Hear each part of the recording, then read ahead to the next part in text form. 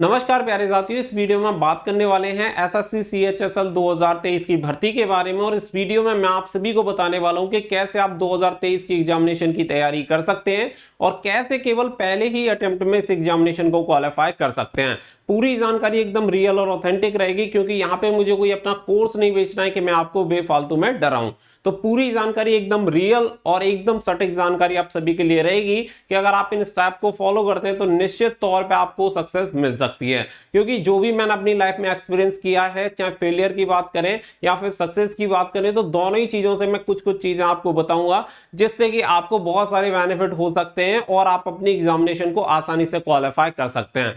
तो बस आप प्लीज वीडियो को लास्ट तक ध्यान से देखिएगा, आपको बहुत सारी चीजें यहाँ पे सीखने के लिए मिलेंगी। और वीडियो पसंद आए तो वीडियो को लाइक शेयर करके चैनल को सब्सक्राइब कर लें और बेल आइकन पर प्रेस कर लें, ताकि फ्यूचर में आने वाली हर एक अपडेट का नोटिफिकेशन भी आपको सबसे पहले मिलता रहे। अब चलते हैं अपडेट की तरफ। देखिए, सबसे पहले मैं बात करूंगा आपके सिलेबस के बारे में। तो यहाँ पे जो आपका टायर 1 रहेगा, टायर 1 का सिलेबस आप सभी को मैं बता देता हूँ और साथ ही में मैं आपको ये भी बता दूंगा कि ये क्वालिफाइंग नेचर का क्या मतलब है।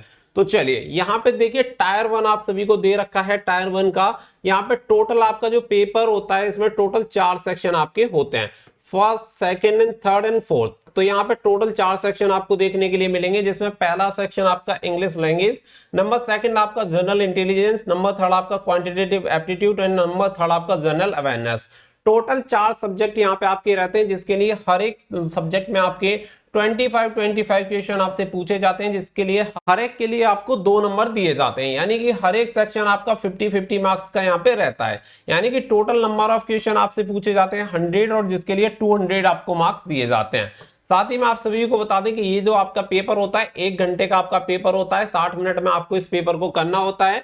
और यहाँ पे आपकी नेगेटिव मार्किंग रहती है 0.50 की, ठीक है। 1/4 की आपकी नेगेटिव मार्किंग रहेगी। तो ये आप सभी को यहाँ पे पहली बात तो क्लियर होना चाहिए। दूसरी बात, बहुत सारे कैंडिडेट के दिमाग में ये चीज रहती है, क्या ये क्वालिफाइंग है, यानी कि इसके लिए जो 35 और 25 और 30% का जो क्राइटेरिया बनाया हुआ वो कितना सही है, अगर हम इतने नंबर ले आए तो क्या हम क्वालिफाई हो जाएंगे?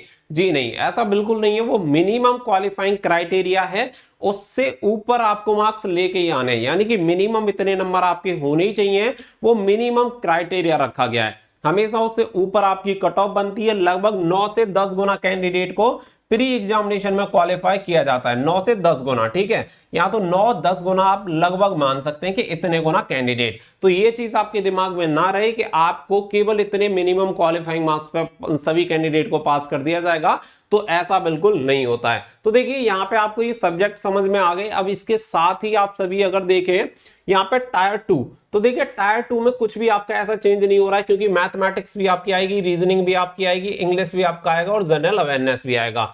तो चारों सब्जेक्ट्स जो आपके प्री में आते हैं वही आपके मेंस में आने हैं।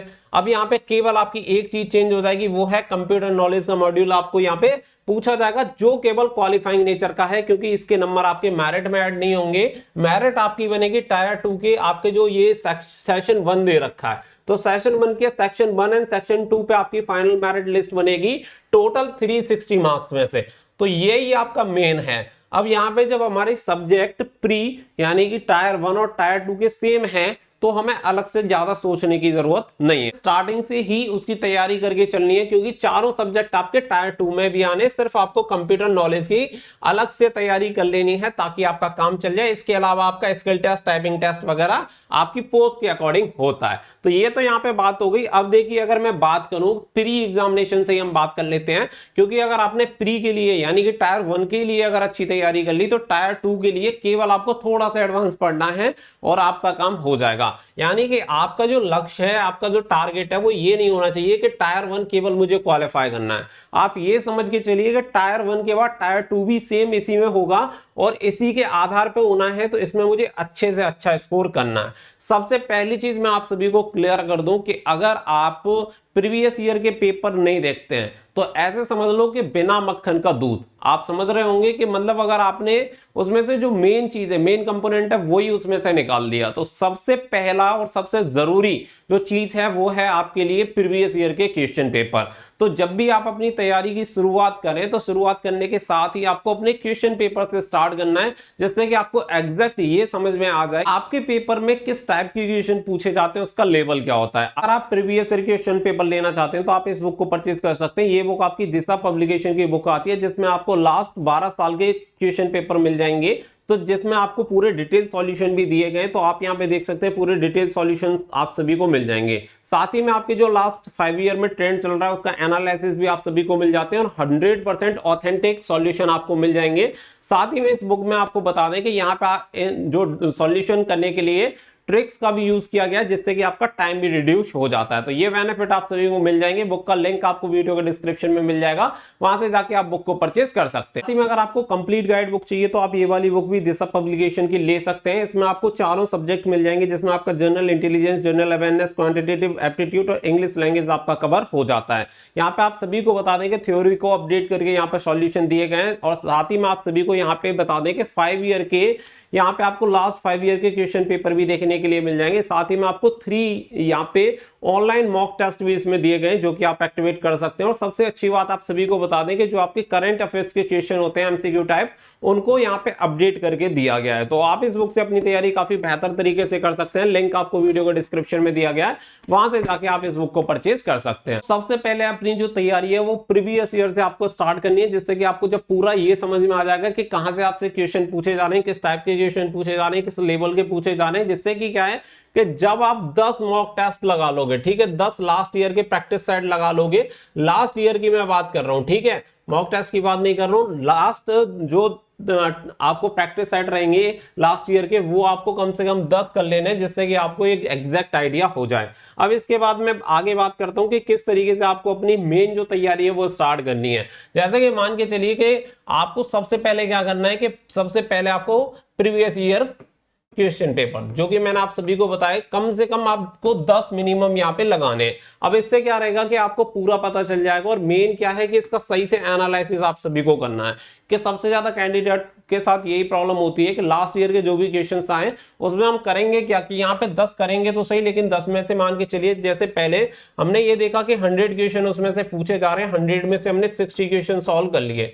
अब इसमें से हमें 40 सवालों के जवाब नहीं आते, तो हम क्या करेंगे, इन 40 पे हम काम ही नहीं करते, जो कि हमारे लिए सबसे ज्यादा जरूरी है। जो आता है वो तो आता ही है, जो नहीं आता है हमें उस पे काम करना है। अगर आपने इस पे काम कर लिया तो आपका काम बन जाएगा। जब क्या करेंगे, आप 10 यहाँ पे प्रीवियस ईयर के क्वेश्चन पेपर देख लेंगे तो पूरा आपको समझ में आ जाएगा कि किस किस टाइप के क्वेश्चन आते हैं, तो आप उन्हीं सब्जेक्ट पे फोकस कर पाओगे। और जो हर एक पेपर में आपसे 40 क्वेश्चन नहीं बन रहे हैं, इससे रिलेटेड जो भी टॉपिक रहेंगे आपको उन टॉपिक को जरूर रीड आउट करना है। तो इससे क्या रहेगा, जब पहली बार आप देख लेंगे और दोबारा पेपर में वो रिपीट होगा तो आप उसका आंसर इजीली तरीके से दे सकते हैं। नंबर सेकंड जो आपके लिए बेस्ट चीज होगी वो रहेगी मॉक टेस्ट।